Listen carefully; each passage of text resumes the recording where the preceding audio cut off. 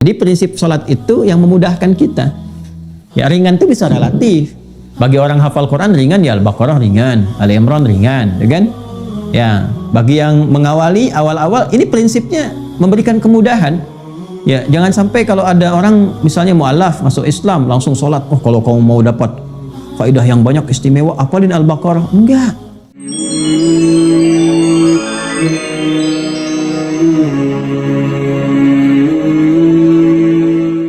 Bismillahirrahmanirrahim. Assalamualaikum warahmatullahi wabarakatuh. Allahumma salli ala Sayyidina Muhammad wa ala ali Sayyidina Muhammad. Alhamdulillah, nyimak dan ngaji bareng lagi kita di channel ini. Semoga kita selalu dalam lindungan Allah subhanahu wa ta'ala. Amin ya rabbal alamin.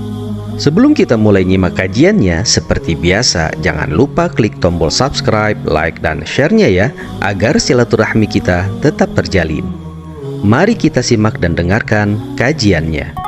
Idza qumta ila shalah, nah kita ini masuk definisi. Nah tadi ini dahsyat tuh gini dalam Islam. Dari mana ditemukan istilah ibadah dibuka dengan takbir diakhiri dengan salam, kan?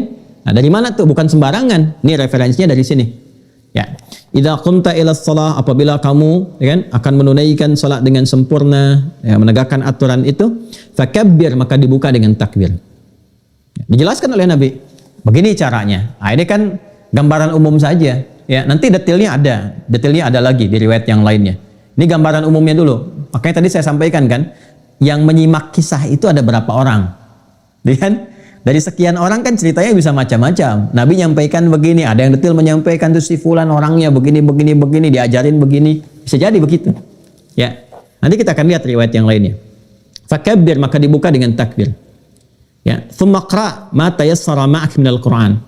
Kemudian setelah itu baca yang paling ringan, yang paling mudah yang kamu hafal dari Al-Qur'an.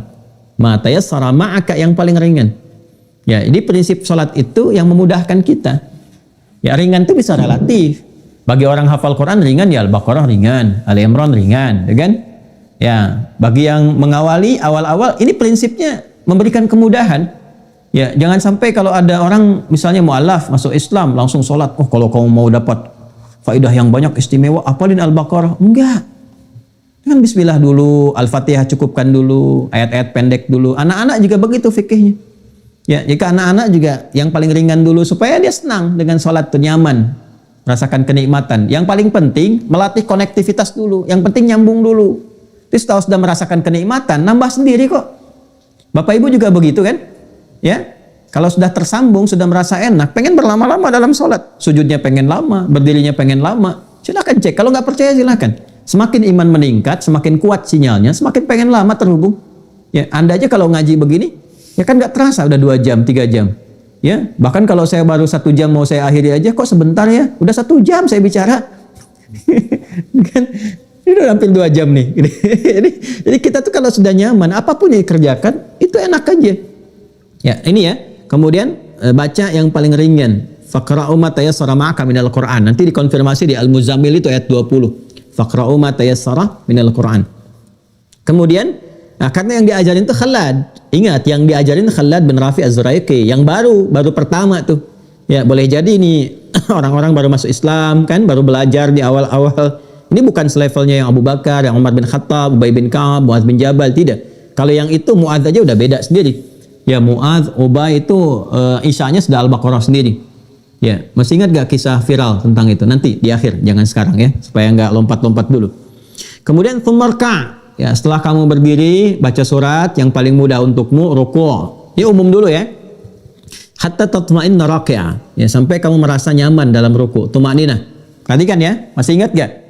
Yang saya sampaikan di awal tentang manfaat sholat. Kemarin masih ingat? Ya. Bukankah di antara manfaat sholat itu menghadirkan ketenangan dalam jiwa? Ya kan? Ketenangan, ala bidzikrillahi tatma'innul qulub. Ya. Dan sholat disebut zikir. Wa aqimis sholata lidzikri. Dan manfaat sholat menghadirkan ketenangan. Nah ini sudah manfaat pertama diberikan, disyaratkan oleh Nabi.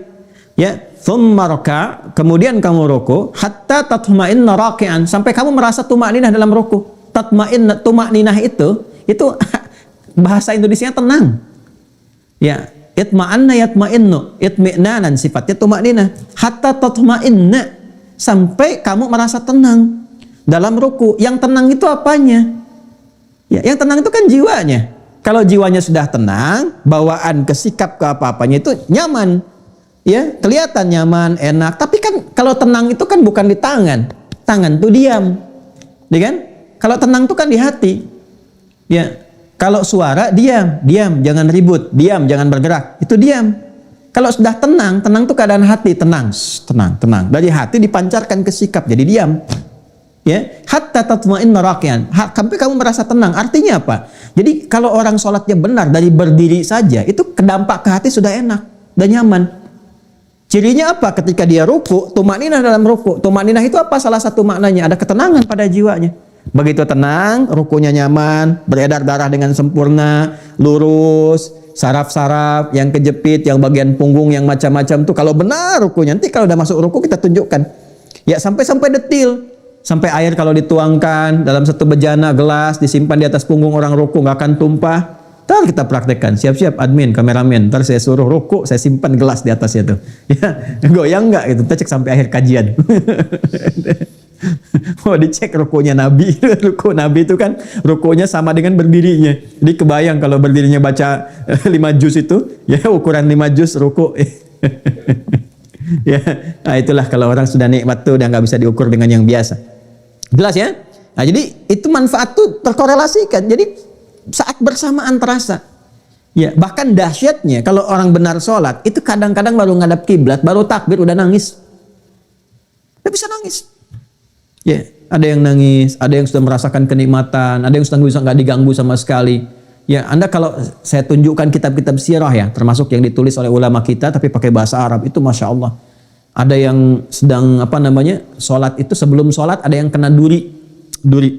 Ya, apa tuh bahasa Perancisnya mas? Kacugak ya, kacugak tuh, ya kacugak tuh perapatan Ciamis. Ya, kacugak tuh kena apa? Ya, beling kecil itu. Ya kena kaki misalnya. Ya, itu. Sahabat Ali bin Abi Thalib yang ketika terkena itu duri di kakinya itu mau dicabut susah, memerah wajahnya, pertanda kelihatan gitu sakit karena dalam itu. Sahabat yang satu bilang, tenang, saya tahu kapan waktunya dicabut, biarin aja katanya. Begitu sedang sholat dicabutlah duri itu. Ada sahabat yang ngambil itu, diam, nggak ada ekspresi, nggak ada apa, diam aja. Kisahnya banyak lah, kisah-kisah tentang dahsyat seperti itu tuh. Ya. Wah ini luar biasa lah, luar biasa ya. Dan ini hal-hal yang mungkin kalau kita bisa belajar, ya mudah-mudahan mendekati ya sifat-sifat kenikmatan sholat, kenikmatannya. Nah ini tatma'inna dalam ruku. Thummarfa, kemudian bangkit dari ruku hatta ta'tadila qa'iman, ya hatta ta'dila qa'iman, sampai dia tegak sempurna. Makanya disebut i'tidal. Ya dari bahasa hadis Nabi. Jadi istilah-istilah ini bukan dimunculkan ulama sendiri, tidak. Ya sampai tegak sempurna, lurus. Nanti ada detailnya lagi di At-Tirmidzi, nanti ada hadisnya detail. Ya bagaimana cara tegaknya itu? Dari punggungnya dilihat, dari punggungnya, rusuknya seperti apa, ngadepnya kemana. Pokoknya sehat deh kalau benar-benar sholatnya bagus itu. Ya.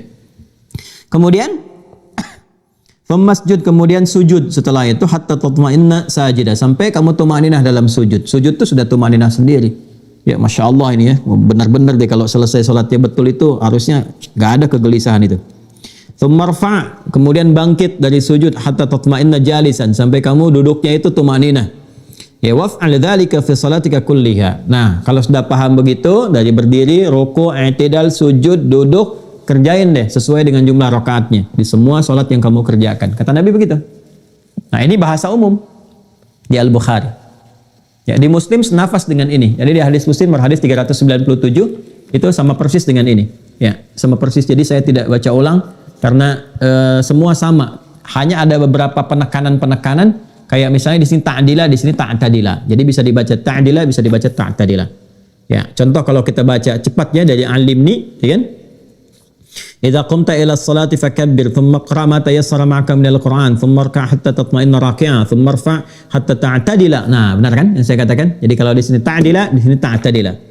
Ya, ini biasa kan tadi saya katakan kalau ada yang hadir berapa orang menyampaikan, yang ini menyebutkan dengan kata ini kata B, atau ini ada penekanan tapi substansinya sama.